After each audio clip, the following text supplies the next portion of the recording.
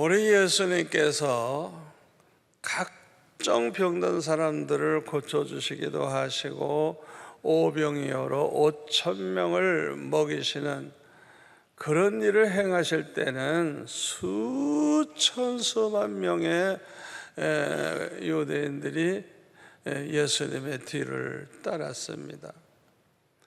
그러나 막상 예수님께서 붙잡으셔서 그 십자가에 못 박히시게 되니까 아무도 따르는 사람이 없어요. 아니 심지어는 예수님의 제자들까지 3년 동안 그렇게 말씀 듣고 훈련받은 그 제자들까지 사도 요한 하나만 빼놓고 다 도망갔어. 또 그 중에서도 이 베드로와 같은 제자는 언제나 정말 제자들 중에 대표라고 할 정도로 그냥 가장 적극적이고 강한 믿음을 가진 것처럼 큰 소리 팡팡 쳤는데, 다른 사람은 다 주님을 보려도 나는 결단코 주를 버리지 않겠습니다. 그렇게 큰 소리 치던 베드로도 3번이나 예수님 모른다고 부인을 하고 그 다음에는 도망가 버렸어요. 왜 이들이 이렇게 나약한 모습으로 도망을 갔을까요? 이유는 하나밖에 없어요. 믿음이 약해서 그래요. 믿음이 약하면요, 우리가 그냥 정말 잘 믿으려고 그러고 충성하려고 그러고 끝까지 그냥 주를 위해 살려고 하다가도 어려운 일 당한다든지 환난 시험 당하면요 그냥 무너져 버려요. 믿음이 약한 사람은 그냥 무너져요. 버티질 못해요. 저와 여러분도 예수님이 붙잡히셔서 십자가에 못 박히시는 그 자리에 있었더라면 우리는 어떻게 행동했을까? 우리가 예수를 믿는다고 하는데, 주님을 사랑한다고 하는데, 우리는 과연 그런 상황에 부딪혔을 때 우리는 어떤 태도를 취할까? 우리가 스스로를 좀 생각해 볼 필요가 있습니다. 베드로처럼 예수님을 모른다고 부인하는 사람도 있겠죠. 또 다른 제자들처럼 다 도망가지 아니했을까요? 특히 복음을 전하는 사람들은요, 핍박하지 않는 다른 곳으로 갈 필요가 있어요. 왜냐하면 마태복음 10장 23절에 보면 예수님이 이렇게 말씀하셨어요. 이걸 잘 보세요. 이거 아주 중요합니다. 이 동네에서 너희를 박해하거든 그냥 박해받고 거기 있지 말라는 거예요. 저 동네로 피하라.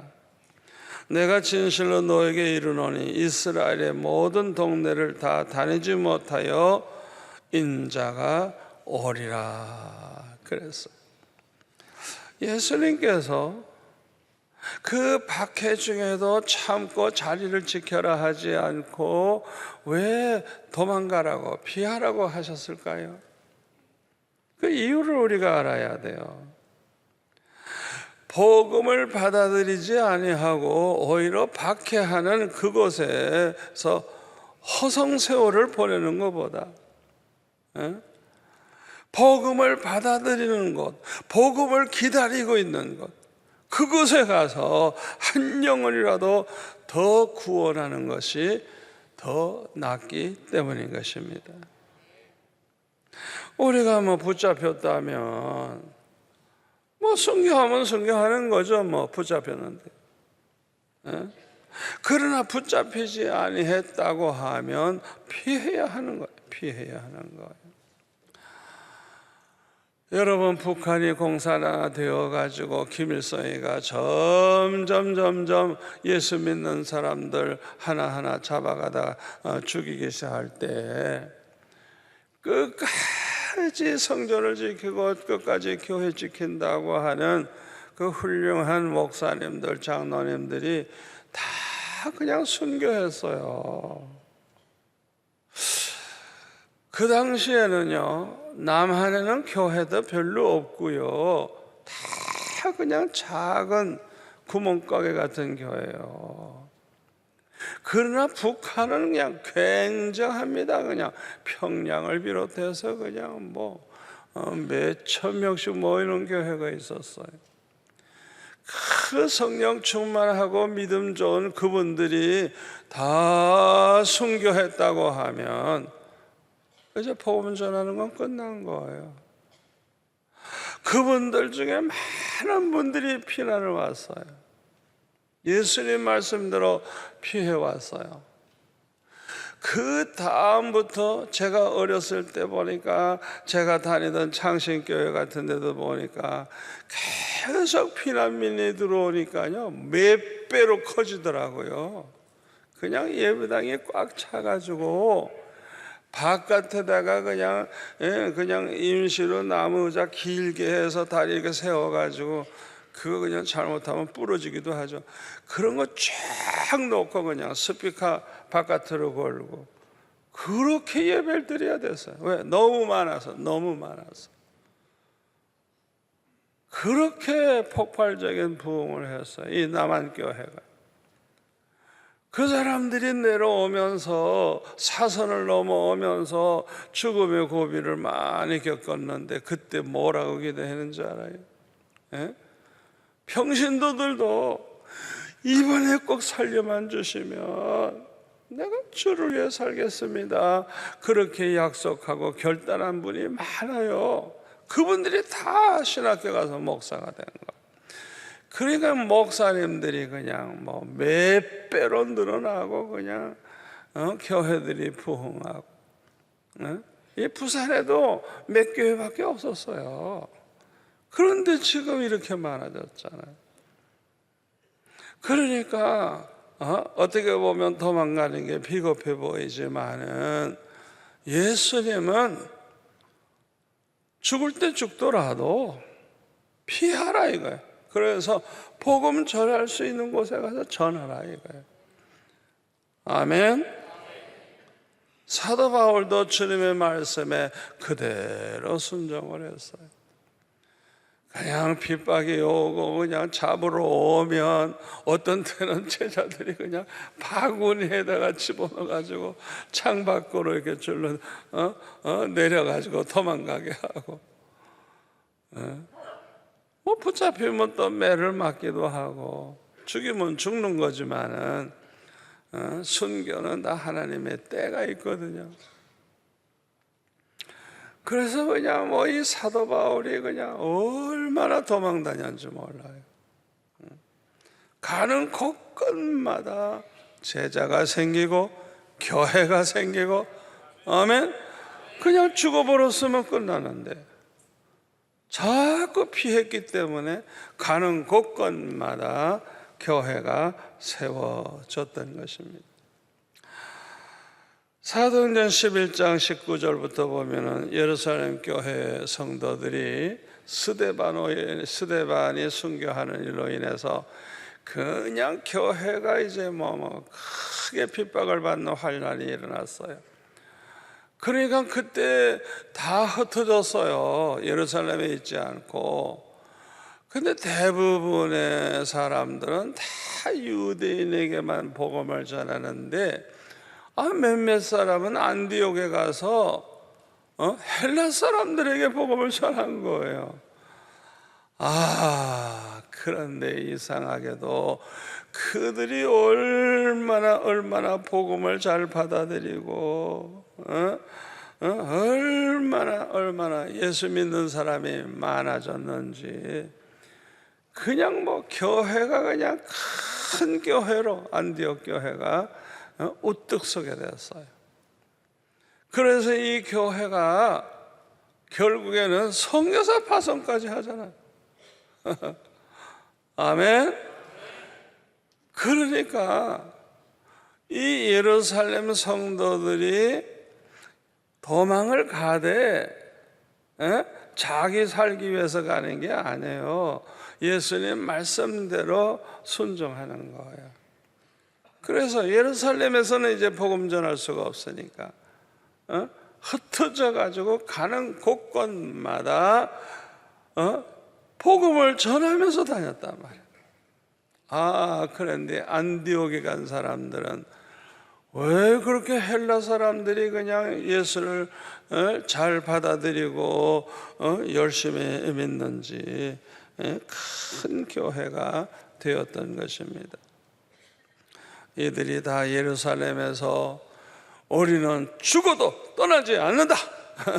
그리고 그 자리에 있어서 다 그저 있었다고 하면, 죽거나 그냥 그 자리에 있었다고 하면 전 세계에 어떻게 복음이 전해지겠어요?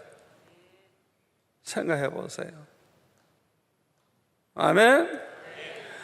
그러니까 여러분들도 성령 충만해 가지고 어디를 가든지 전도할 수 있는 사람, 복음을 전할 수 있는 사람들이 되어야 되는 거예요. 여러분, 이 세상에는요, 우리나라도 그렇고요, 교회가 하나도 없는 동네가 얼마나 많은 줄 알아요? 그 여러분들 중에서 그걸 좀 생각해 보세요. 저 동네 사람들은 평생 복음을 들어보지도 못하고 죽겠구나. 그러면 성령의 감동을 받은 사람들이 가서 전도를 하고 교인이 생기면 뭐 시골집 싸니까 그냥 하나 사가지고 그냥 뭐 십자가 달고 교회 세우고,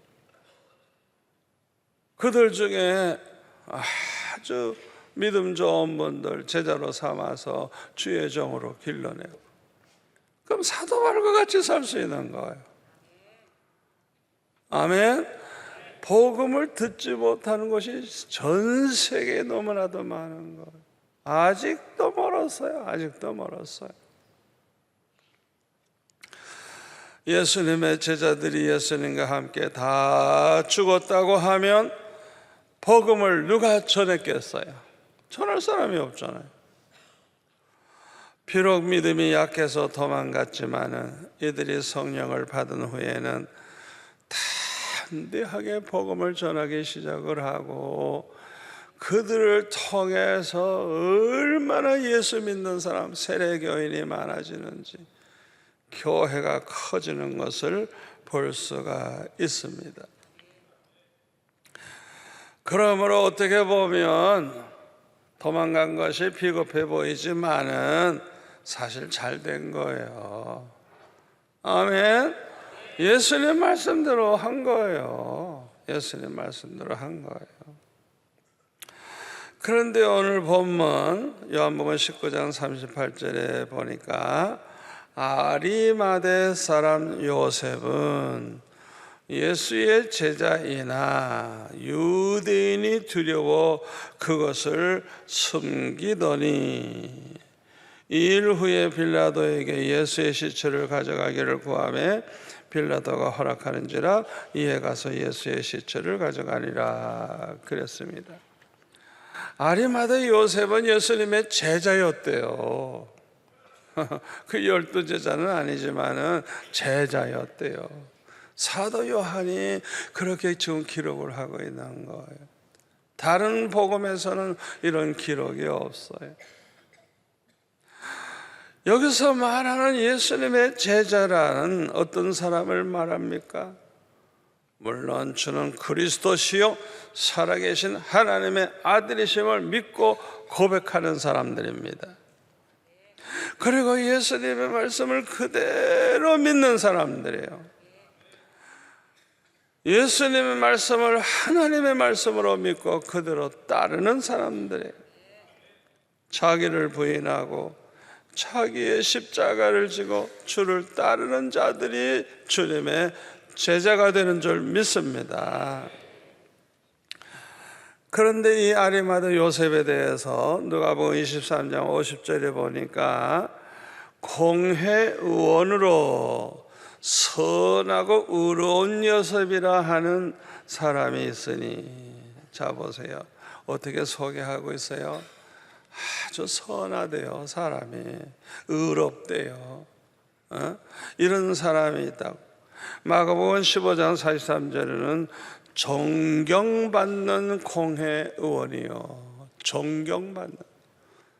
그러니까 성경에 이렇게 기록할 정도니까 아리마다 요셉이라고 하는 분이 얼마나 훌륭한 분인 걸 알 수 있어요. 그 다음에는 그들의 결의와 행사에 찬성하지 아니한 자라. 그 사내들인 공회에서 그 예수님 죽이기로, 십자가에 못 박아 죽이기로 결의를 했는데 그 결의에 찬성 안 했대요. 안 했대요. 반대했대요. 반대했대요. 51절에 하나님의 나라를 기다리는 자라. 하나님의 나라를 기다리는 자라. 하나님의 나라가 뭔지 아세요? 우리 주님이 오셔서 다스리는 나라를 가리키는 거예요. 그리스도의 나라를 가리키는 거예요. 요한계시록 11장 15절에 보면 일곱째 나팔 소리와 함께 예수님이 재림하시는데 모든 사람이 말하기를 이 세상 나라가 그리스도의 나라가 돼서 예수님께서 세세토록 왕노릇하리라 그랬어. 아멘. 이 하나님의 나라를 기다리는 사람이래요. 예수님 그 십자가 달리신 옆에 있던 강도 하나는 예수님에게 뭐라 그래요? 예수요, 당신의 나라에 임하실 때, 그리스도의 나라에 임하실 때 나를 기억해 주옵소서. 그러니까 이 강도가 십자가에 달려있는 그 동안에 예수님이 바로 그 메시아, 바로 기다리던 그 그리스도, 하나님의 아들, 우리를 구원하실 분이라는 걸 알게 된 거예요. 그러니까 장차 이 세상에 그리스도의 나라가 될 걸 알고 있었던 거예요. 그러니까 예수요, 당신의 그 나라에 임하실 때 나를 좀 기억해 주옵소서.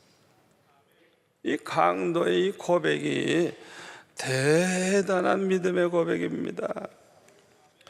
아니 그런데 이 아리마다 요셉도 하나님의 나라를 기다리는 자라는, 기다리는 자.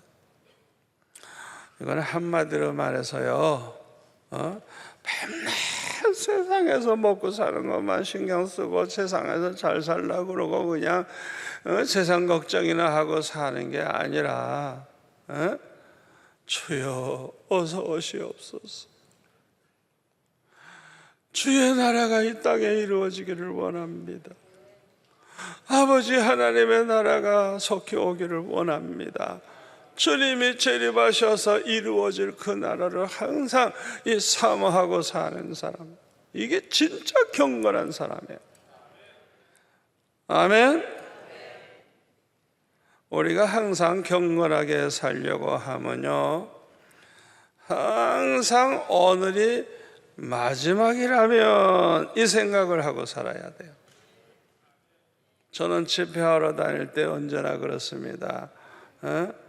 이번에도 그냥 불가리아 목사님들이 내년에 또 하세요. 또 이 양반들이 재미 들려가지고 하여튼 뭐 매년 하자 그러는데 제가 뭐라고 대답할게요? 나는 주님이 보내주셔야 옵니다. 그래서 왜요? 이번 집회가 마지막일지 모르니까, 내가 꼭 올 수 있다는 보장을 못하니까 내 마음대로 예 내년에 오겠습니다, 그런 대답을 건방지게 할 수가 없는 거예요. 그러니까 저는 집회 가서 설교를 해도 오늘 지금 이 설교해도 내가 마지막 설교를 하면 그냥 여러분들에게 어떻게 내가 말씀을 전할까 그렇게 생각하는 거예요. 마지막이라면 적당히 하지 않죠.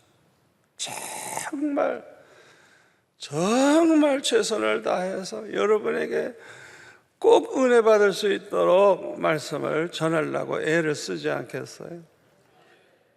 그러니까 우리가 최선을 하고 최고의 그런 정성을 들여서 주의를 하려고 하면 내가 이번이 마지막이라면, 오늘이 마지막이라면, 오늘 주님이 오신다면, 여러분 한번 생각해 봐요. 오늘 주님 오신다고 한번 생각해 보세요. 그래도 먹을 걱정할까요?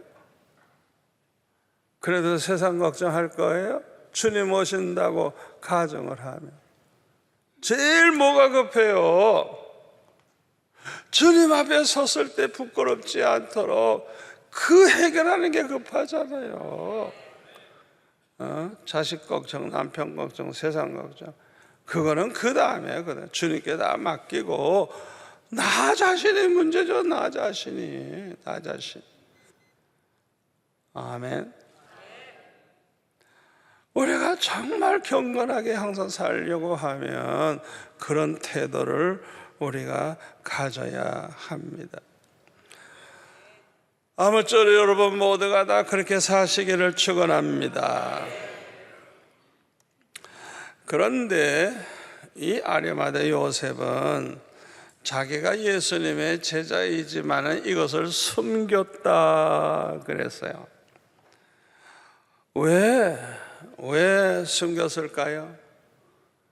유대인들이 결의를 해서요, 누구든지 예수를 그리스도라고 말하기만 해도 출교시켜버리기로 아주 결의를 했어요. 그러니까 이 아리마대 요셉이 자기가 예수님의 제자인 것을 드러내는 순간에 이제는 출교가 되는 거예요. 완전히 쫓겨나는 거예요. 그래서 그는 신앙생활을 하고 있지만 예수를 믿지만 그거를 나타내지 않고 숨기고 했던 것입니다.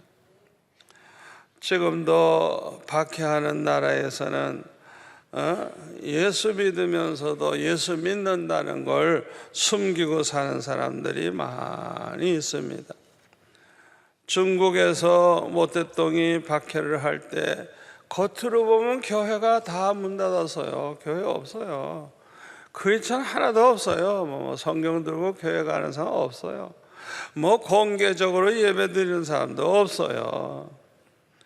그러나 이 사람들이 예수 믿는 걸 숨기고 있었을 뿐이지 실제로 예수 믿는 걸 그만둔 게 아니에요.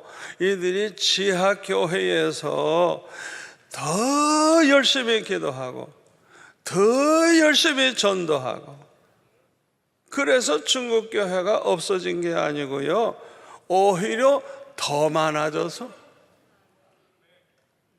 아멘. 그러니까 이 숨겨진 성도들이라도 정말 거듭난 사람, 정말 믿음으로 구원받은 사람들은 그 어려운 가운데서도 조용히 예배를 드리고 또 기도 많이 하고 전도 많이 하고, 그러다가 보면은 성령의 역사가 일어나 가지고 믿는 자가 늘어나고 평소에는 전도 안 하던 사람이 이 어려움 당할 때는 그냥 왜 언제 붙잡혀 죽을지 모르니까 한 사람이라도 구원해야 되잖아요. 그래야 주님 앞에 섰을 때 부끄럽지 않잖아요. 그러니까 오히려 더 전도를 열심히 한 거예요. 그래서 그 후에 이제 등소평 시대가 와서 개방했을 때 교회 허락하니까 와, 예수 믿는 사람이 몇 배로 늘어난 거예요. 아멘. 이거는 오직 성령의 역사로 되는 거예요. 이 중국 교회는 지금 아주 제가 볼 때 목사님들이 생활비를 조금밖에 안 받아서 굉장히 생활이 어려워요. 너무너무 어려워요. 그럼에도 불구하고 신학교에 오겠다고 하는 학생이 너무 많아가지고요, 신학교에서 다 받을 수가 없어요. 그게 중국 교회예요. 그래서 저는 그 중국 교회, 그 젊은이들, 똑똑한 그 사람들이 고생을 각오하고 못 살 걸 각오하고 아이고 신학교 가서 공부하겠다, 주의 종이 되겠다는 거예요. 저는 이 중국 교회가 세계에서 최고 믿음이 좋은 교회라고 생각해요. 겉으로 볼 때는 뭐 약해 보여도 아니에요.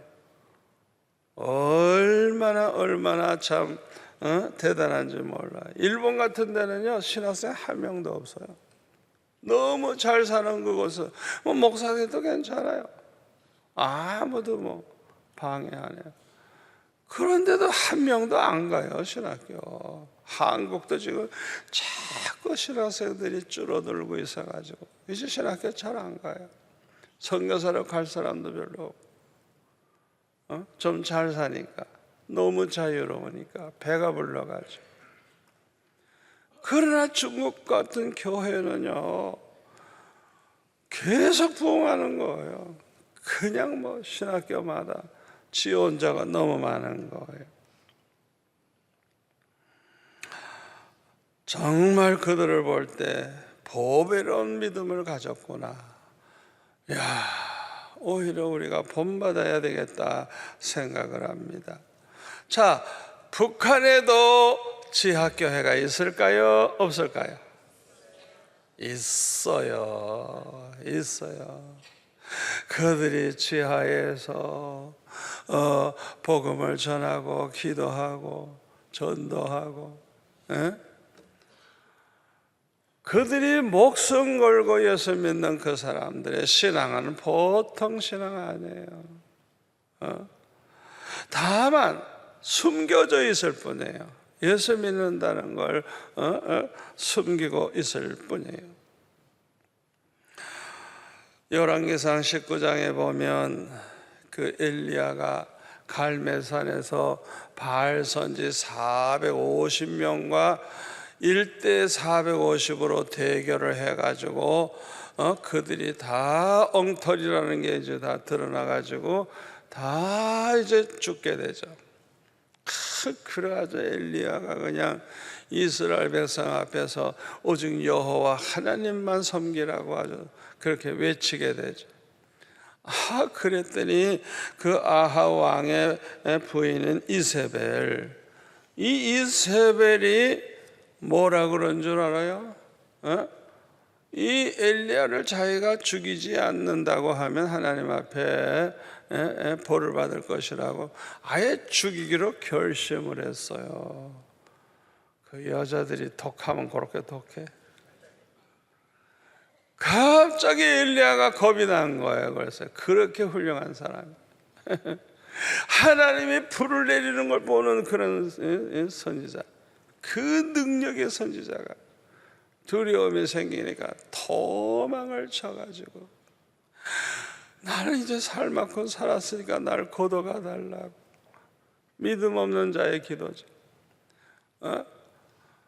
이제는 나 하나밖에 남은 사람 없습니다. 이랬더니 하나님께서 뭐라 그래요?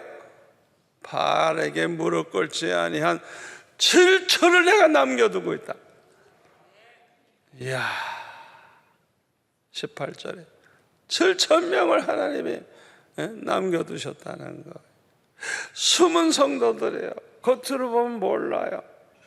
그런데 바알 우상 앞에 무릎 꿇지 않고 끝까지 신앙을 지킨 사람들이 7,000명이나 있다고 말씀을 하고 있습니다. 사도 바울이 이 사건을 이렇게 로마서 11장에 보면은 이제 설명을 하고 있는데요. 4절에 보면 그에게 하신 대답이 무엇이냐? 내가 나를 위하여 바알에게 무릎을 꿇지 아니한 사람 7,000명을 남겨두었다 하셨으니 그런즉 이와 같이 지금도 은혜로 택하심을 따라 남은 자가 있느니라.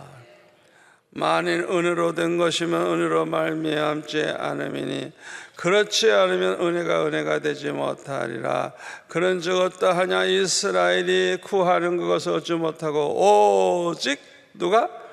택하심을 입은 자가 얻었고, 택함 받은 자들이 있어요. 이 사람들은요, 꼭 믿으세요.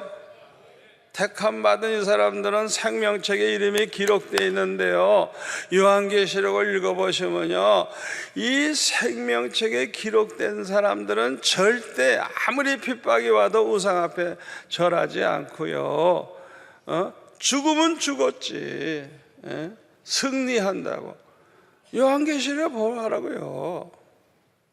그러니까 우리 힘으로 그렇게 이기는 게 아니에요. 우리 안에 계신 성령으로 말미암아 이기는 거예요. 여러분 안에 계신 그 성령으로 말미암아 이기게 되는 거예요. 저는 언제나 결론을 봅니다. 그 요한계시록에 그 험악한 환난, 핍박, 그냥 재난이 많은데 언제나 끝까지 신앙에 지키고 신앙시조 지키고 우상 앞에 절하지 않고 승리한다고. 특별히 요한계시록 17장 14절 같은 데 보면은 어린 양 예수는 만주의 주가 되시고 만왕의 왕이 되심으로 항상 이기실 터이요. 그와 함께 있는 자들, 부르심을 받고 택하심을 받은 진실한 자들도 이기리로다. 결론이 나와 있어요. 걱정하지 마세요. 예수님께만 붙어 있으면 되는 거예요. 부르심을 받은 사람들, 택함 받은 사람들, 진실한 성도, 진짜 예수 믿는 진실한 성도들, 그 사람은 이긴대요. 왜요? 예수님이 이기니까. 예수님과 함께 그냥 덩달아 이기는 거예요. 덩달아. 저는 이 말씀 보면은 그냥 요한계시록에 무슨 재앙, 무슨 진노가 있어도 상관없어요. 상관없어요. 결론은 이미 나와 있으니까. 여러분, 애굽에 10가지 재앙 내릴 때 고센 땅, 그 땅에 있는 이스라엘 백성들은요, 흑암의 재앙이 와서도요, 거기는 화냈어요. 아멘. 모든 재앙이 애굽에 내려도 그 고센 땅 하나님의 백성은 구별했어요. 끝까지 구별했어요. 왜 그렇게 하나님이 10번이나 반복하세요? 저와 여러분도 이 환난의 때에, 이 마지막 때에, 이 고난의 때에 구별하시고 지키시고 책임지신다는 걸 우리에게 말씀해 주는 거예요. 믿으세요. 믿으세요. 여러분이 정말 부르심을 받고 택하심을 받은 그렇게 하나님의 자녀라고 하면, 정말 진실로 여러분이 예수 믿는다면 여러분은 승리하게 돼서 하나님이 구별해 주시는 거예요. 구별. 똑같은 자리에서도 그렇게 구별을 해 주시는 거예요. 간증거리가 얼마나 많은지 몰라요. 얼마나 많은지 몰라요. 우리 성도들, 특별히 주님을 위해서 살려고 하는 분들, 얼마나 주님이 구체적으로 함께 하시고 보호하시고 기적을 체험하게 하시고 간증거리가 너무 많아요. 자기를 부인하고 자기의 십자가를 지고 주님을 따르는 주님의 제자들의 믿음은 아주 대단합니다. 이런 사람이 한 사람만 있어도 그곳에는 반드시 교회가 생겨나게 되어 있습니다. 아멘. 여러분은 모두가 다 주님의 제자가 되시기를 축원합니다. 그래서 여러분 때문에 여러분의 가정이 교회가 되고, 여러분 때문에 여러분이 사는 곳에 교회가 하나도 없는데 여러분 때문에 교회가 생기고 십자가가 달려지는, 여러분이 있는 한 교회가 세워지는 그런 제자들이 되시기를 축원합니다. 그런데 예수님의 제자가 되었어도 성령의 충만함을 받지 아니하면 믿음이 작아서 담대하게 복음을 전하지를 못해요. 그리고 또 순교도 하질 못해요. 그 자리에서 부인하고 말지. 그렇기 때문에 우리는 성령의 충만함을 받아야 돼요. 성령에 충만할 때 믿음도 충만해지고 주님을 사랑하는 마음이 충만해져요. 주님을 너무너무 사랑하면요, 기꺼이 주님을 위해서 목숨 바칠 수 있는 거예요. 주님을 위해서 내 생애를 바칠 수 있고 전 재산을 다 바칠 수 있고, 성령 충만할 때 그런 역사가 일어난 것입니다. 아무리 예수를 잘 믿는 것 같은 사람도요, 성령의 충만을 받지 아니한 사람은 믿음이 작아요. 그래서 그 믿음이 작은 증거가 뭘로 나타나냐 하면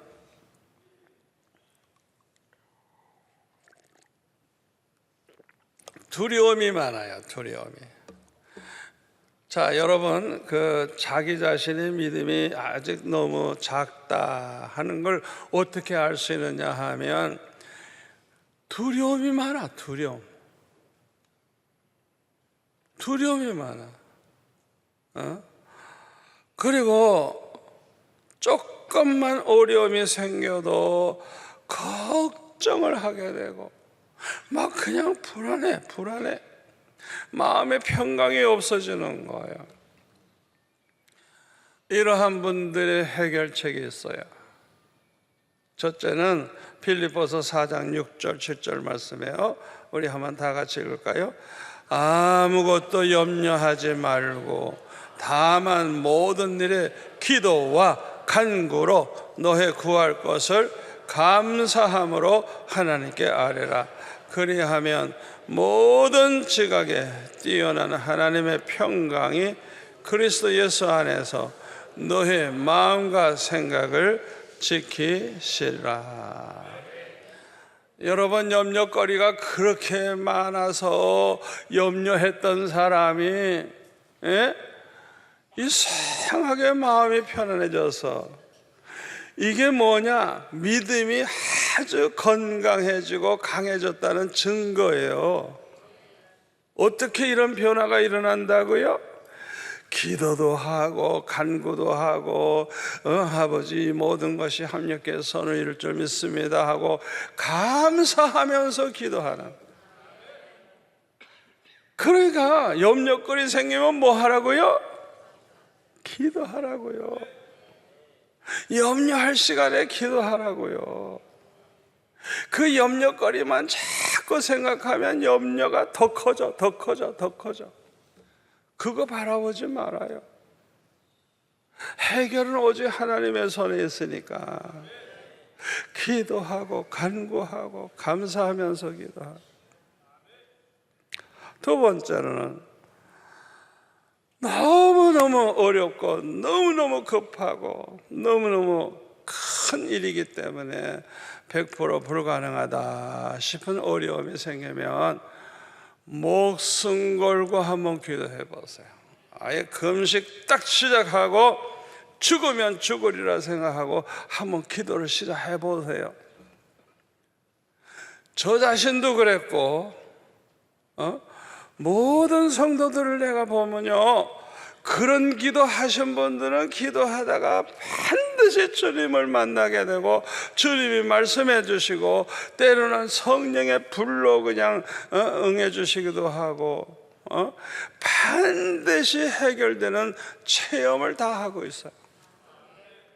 목숨 걸고 기도하면. 여러분, 지금 우리나라 기도할 일이 얼마나 많아요. 해결해야 될 일이 얼마나 많아요. 여러분 생각해 보세요. 그저 빨리 우리 교회가 금식하며 부르짖는 미스바에서 기도하던 그 운동이 일어나야 돼요. 목숨 걸고 아예 죽을 각오하고 금식하며 기도해 보세요. 주님이 정말 살아계시는지, 주님이 내 기도를 얼마나 들으시는지, 이 어려운 문제를 어떻게 주님이 해결하시는지 큰 체험을 하게 되면요, 우리 믿음이 그냥 몇 배로 강해집니다. 한국교회 전체가 그냥 믿음이 충만해지는 거예요. 아멘. 세 번째로 시편 50편 15절에 보면은 환난 날에 나를 부르라. 내가 너를 건지리니 내가 나를 영화롭게 하리로다. 환난 날에 주여 주여 주여 주여 주여 환난에서 나를 건져 주옵소서. 주님 앞에 부르짖으라는 거예요. 반드시 건져 주신다는 거. 그리고 그렇게 우리가 해결이 됐을 때, 환난에서 우리가 건짐을 받았을 때 가만히 있을 수가 있나요? 이야, 하나님이 이렇게 하셨다, 이렇게 하셨다, 이렇게 해결됐다, 이 환난이 이렇게 해결됐다. 저절로 하나님께 영광을 돌리게 되는 거예요. 아멘. 그래서 환난 때는요, 두 가지.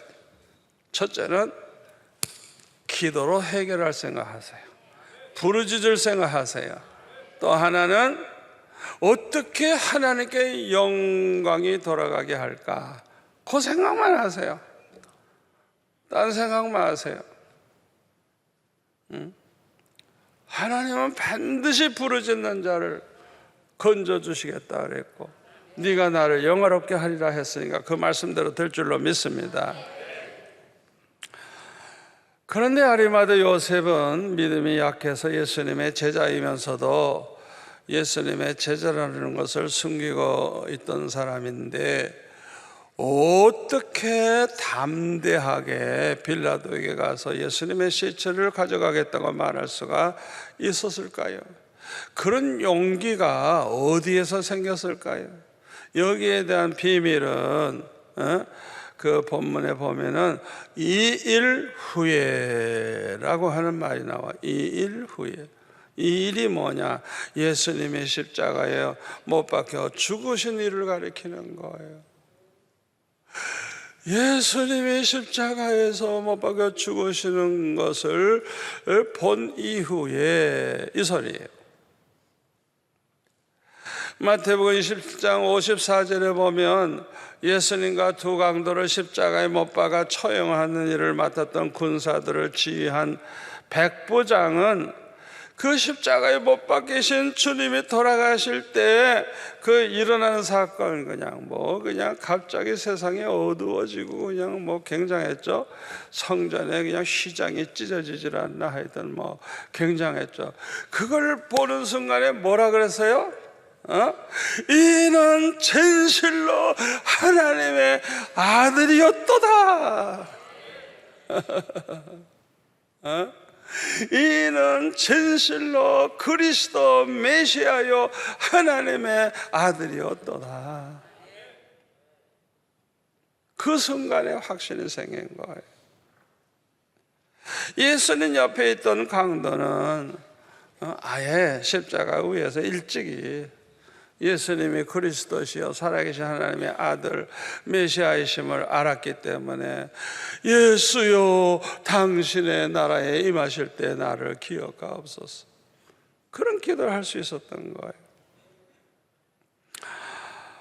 그런데 이 아리마대 요셉도 예수님이 그리스도이시고 살아계신 하나님의 아들이심을 그 예수님 십자가에 못 박혀 죽으시는 걸 보고 아주 확신을 가지게 된 거, 확신을.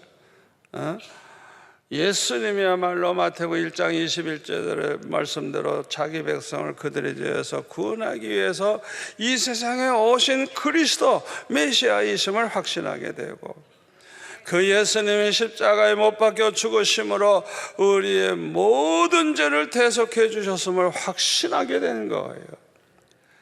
이것을 확신하는 사람들은 누구나 주님을 사랑하게 됩니다. 주님을 사랑하기 때문에 주님의 뜻대로, 주님의 말씀대로 살려고 합니다. 어떻게 하면 주님을 기쁘시게 해드리면서 살까? 주님을 향한 소원이 생기고 꿈이 생기고 그렇게 주님을 위해서 살려고 하죠. 그뿐만 아니라 주님을 위해서 삶으로 당하게 되는 고난을 영광으로 생각해요.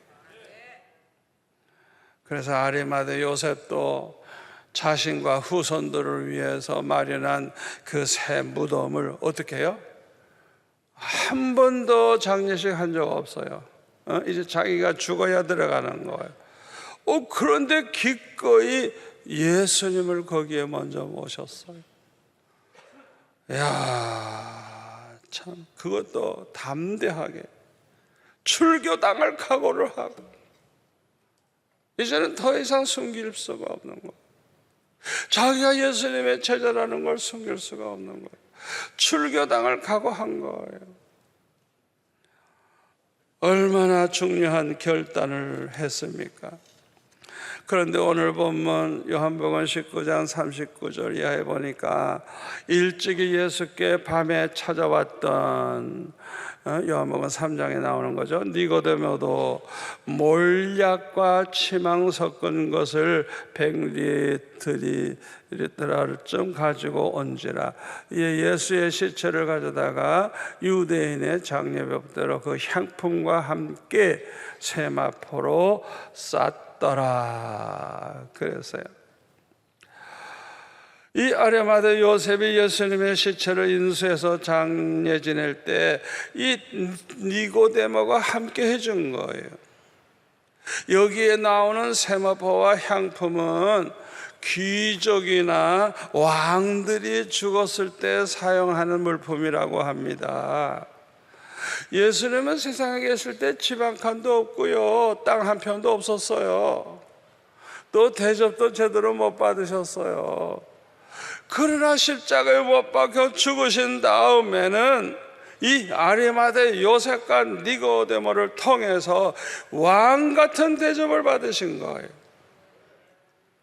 장차 이들이 하나님 앞에 가서 받을 상급과 영광은 이루 말할 수 없이 클 줄 믿습니다. 여러분들도 이 아리마대 요셉과 니고데모와 같은 사람이 되고 싶지 않습니까? 왜 이렇게 아멘이 작아? 아리마대 요셉과 니고데모와 같은 그런 일을 하고 싶은 이 마음이 여러분 속에 있다고 하면 기도하세요. 기도하세요. 하나님이 너무너무 기뻐하세요. 생각만 했는데, 그런 마음을 가진 것뿐인데 얼마나 축복하시는지 몰라요. 역대하 6장 8절에 보면 다윗이 하나님 앞에 성전을 지어드리고 싶어하는 그 마음을 가졌잖아요. 마음. 그래서 뭐라 그랬어요? 네가 내 이름을 위하여 성전을 건축할 마음이 있으니 이 마음이 네게 있는 것이 뭐라고요? 좋도다. 그 마음. 마음. 성전 지어봐주고 싶은 마음, 그 마음 가진 것뿐인데 그렇게 하나님이 기뻐하셔가지고 그 다음에 축복을 하시는데 그냥 금은보화를 쌓아놓을 수 없을 정도로 어마어마하게 축복을 해주셔서 받은 복 가지고 하잖아요. 받은 복 가지고. 아멘. 여러분, 생각하는 건 돈 안 들어요. 남이 미쳤다 그럴지 모르니까 말은 하지 말고 생각은 하세요. 마음은 가질 수 있잖아요. 아멘. 아니, 마음을 갖는데 돈 들어요? 뭐 어려워요? 마음껏 크게 많이 그냥 하나님 주님을 감동시킬 만한 일을 하고 싶어하는, 아이고 나 이렇게 좀 하면 좋겠다, 주님을 위해서 이렇게 살았으면 좋겠다, 이렇게 해드리면 좋겠다. 아니, 생각하고 마음 먹는 거 그거는 돈도 안 드는데 마음껏 생각하세요. 마음껏 생각. 저는 6학년 때부터 지금까지 예수 믿으면서 그냥 한순간에 어떤 건 그냥 잠시 생각하고 넘어갔어. 그런데 하나님은 그걸 아시고 다 이루어 주셨어요. 야, 그렇게 나를 사랑하시고 그냥 잠시 생각했는데. 여러분, 오늘 내 설교 수지 맞았죠? 수지 맞았죠. 믿져야 본전이에요. 생각이 할 수 있잖아요. 그런데 그 마음만 가져도 하나님이 그 마음을 보시고 좋도다, 얼마나 기뻐하시는지. 아리마다 요셉과 니고데모는 보배로운 믿음을 가진 사람들이었습니다. 누구나 이런 믿음을 가지게 되면 환난 때에 빛이 나게 됩니다. 예수님의 제자들도 성령의 충만함을 받은 후에는 모두가 다 담대하게 복음을 전했고 마지막 때는 다 순교했어요. 한 사람도 빠짐없이. 이 사도 요한 하나, 이거는 아예 기름 가마에 집어넣어도 살아났대요. 하나님께서 하실 일이 있어서 살렸지만 그렇게 담대했어요. 아무쪼록 저와 여러분도 아리마다 요셉과 니고데모와 같은 믿음으로 사셔서 그들과 같은 일을 우리도 하면서 살아가면서 복을 받으시기를 축원합니다. 기도하겠습니다. 아버지 하나님, 감사합니다. 오늘 주신 말씀이 평생의 축복이 될 줄로 믿습니다.